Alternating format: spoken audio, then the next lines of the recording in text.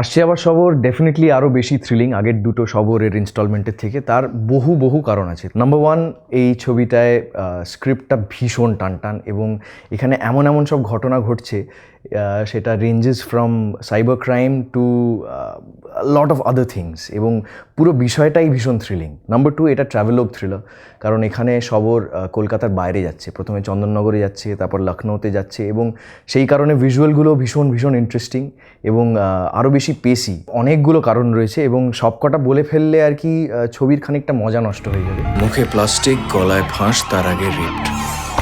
There has been a murder at Chandranagar and it's quite similar in lines to those murders at Beniapapur and Barabasa. আসছে আবার Sabar franchise থেকে সবচেয়ে বড় পাওনাটা হচ্ছে experience, because আমার কাছে পুরো ব্যাপারটাই নতুন ছিল। সবার সাথে কাজ করা, মুভি সেটে যাওয়া, মার্কে গিয়ে নিজের ডায়লগ বলা, পুরো এক্সপিরিয়েন্সটা আমার কাছে একটা পাওনা।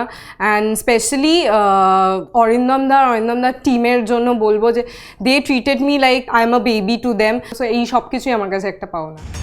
তোরা কেউ বিজয়কে সহ্য করতে পারিস না। His wife left him. He's a sex maniac. He should be killed. Arindam শীলের ব্যাপারে কথা বলাটা খুব ডিফিকাল্ট, কারণ এত কিছু বলতে হবে, মানে একটা ছোট সেগমেন্টে আটানোটা খুব ডিফিকাল্ট। তবে আমি পার্সোনালি বলবো, ভদ্রলোককে তো অনেক দিন দেখছি, ওনার সঙ্গে কাজ করার এক্সপিরিয়েন্সটা ভীষণ ভীষণ এনজয়েবল। তার জন্যে যেটা হয় অ্যাজ অ্যান অ্যাক্টর, আমার মনে হয় যে কাজটা করতে খুব ভালো লাগে, রোজ কাজে যেতে ভালো লাগে।